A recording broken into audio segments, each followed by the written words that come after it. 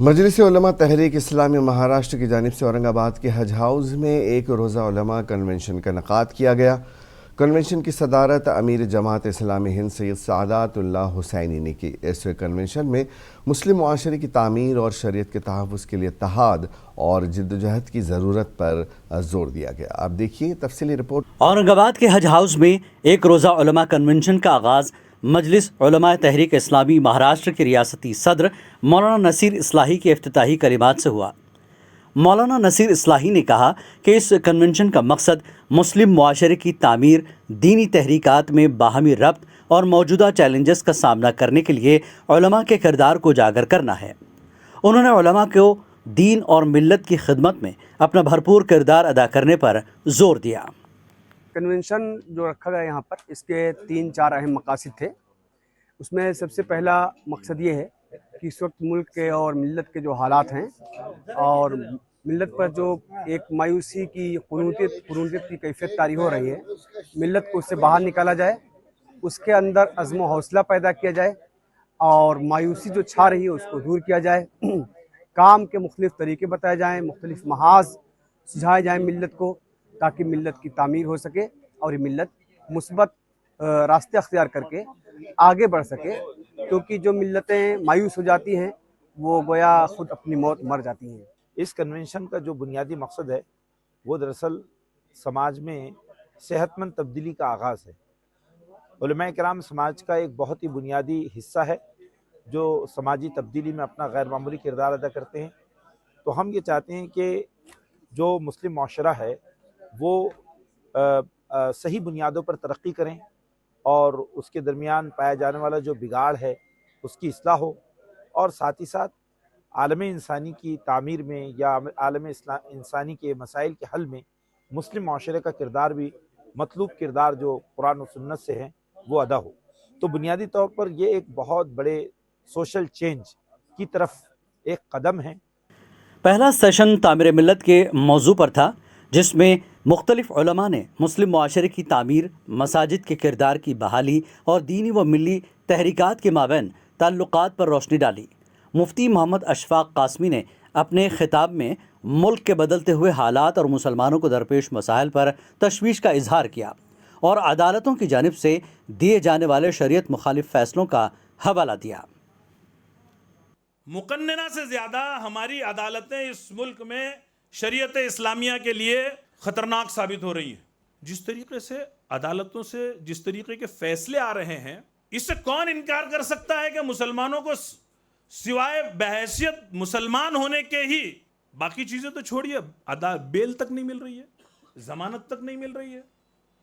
کسی غیر مسلم کا مقدمہ آتا ہے تو سپریم کورٹ فل بینچ کہتی ہے کہ جیل از ایکسیپشن اینڈ بیل از لا، لیکن مسلمان 4-5 سال سے جیل میں پڑے ہیں بغیر کسی کیا کہتے ہیں استغاثہ کوئی جرم ثابت کیے بغیر، ان کے بارے میں عدالتیں سننے کے لیے تیار نہیں ہے۔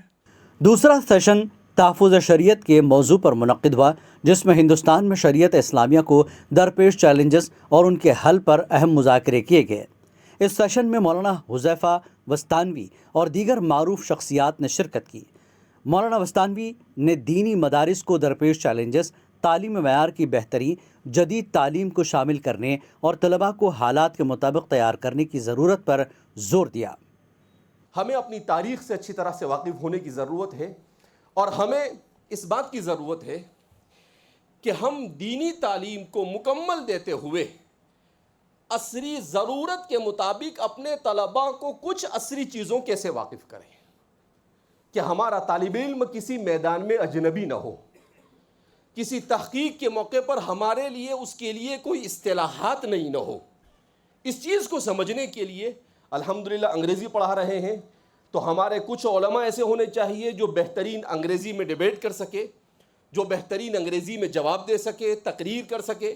صرف انگریزی میں نہیں، جس خطے اور جس صوبے اور جس علاقے میں آپ کا ادارہ ہے، اس علاقے کی زبان کے ماہرین کا بھی پیدا کرنا ضروری ہے ہمارے لیے۔ صدارتی خطاب میں امیر جماعت اسلامی ہند سید سعادت اللہ حسینی نے مسلم معاشرے کی تعمیر اور شریعت کے تحفظ کے لیے اتحاد اور جدوجہد کی ضرورت پر زور دیا۔ انہوں نے علماء کو ان کی ذمہ داریاں یاد دلاتے ہوئے امت کی اصلاح کے لیے ان کے سامنے 5 نکاتی پروگرام پیش کیا۔ تو یہ تاریخ کا عجیب و غریب مرحلہ ہے کہ مسلمانوں کے پاس آپشن ہی باقی نہیں ہے۔ آپ کو لوگ مجبور کر رہے ہیں، سماج مجبور کر رہا ہے کہ آپ اسلام کا تعارف کرائیں۔ اس سے بہتر موقع کیا ہو سکتا ہے؟ تو ہمارے علماء کو اس کام کے لیے، اس رول کے لیے خود بھی تیار ہونا ہے، پوری امت کو تیار کرنا ہے۔ یہ ہماری اہم ترین ضرورت ہے، ملی ضرورت ہے، ہمارے تحفظ کی ضرورت ہے، ہماری سیاست کی ضرورت ہے۔ زندگی کے جس شعبے میں بھی ہم درماندگی، پسماندگی اور زوال کے شکار ہیں، اس سے نکلنے کا اہم ترین راستہ یہی ہے کہ یہاں اس ملک کی رائے عامہ کو متاثر کیا جائے، اس میں مثبت تبدیلی لائی جائے، جو نفرت پھیلی ہوئی ہے، غلط فہمیاں پھیلائی ہوئی ہیں، اس کو دور کیا جائے۔ اس کے لیے جسے کہا جاتا ہے عملی شہادت، کہ اسلام کے عملی نمونوں کو زیادہ سے زیادہ لوگوں کے سامنے لانے کی ضرورت ہے۔ کنونشن میں مہاراشٹر کے مختلف اضلاع سے 1000 سے زائد علماء کرام نے شرکت کی، جن میں اہل حدیث، دیوبندی، بریلوی اور دیگر مکاتب فکر کے علماء شامل تھے۔ اس شرکت نے اتحاد اور یکجہتی کا پیغام دیا۔ یہ کنونشن دینی اور ملی مسائل پر غور و فکر کرنے کے لیے ایک اہم پلیٹ فارم ثابت ہوا، جہاں علماء نے مشترکہ مسائل پر گفتگو کی اور مسلم معاشرے کی تعمیر و ترقی کے لیے اپنی ذمہ داریوں کو پورا کرنے کے عزم کا اظہار کیا۔ منصف ٹی وی کے لیے اورنگ آباد سے عبد الغفور کی رپورٹ۔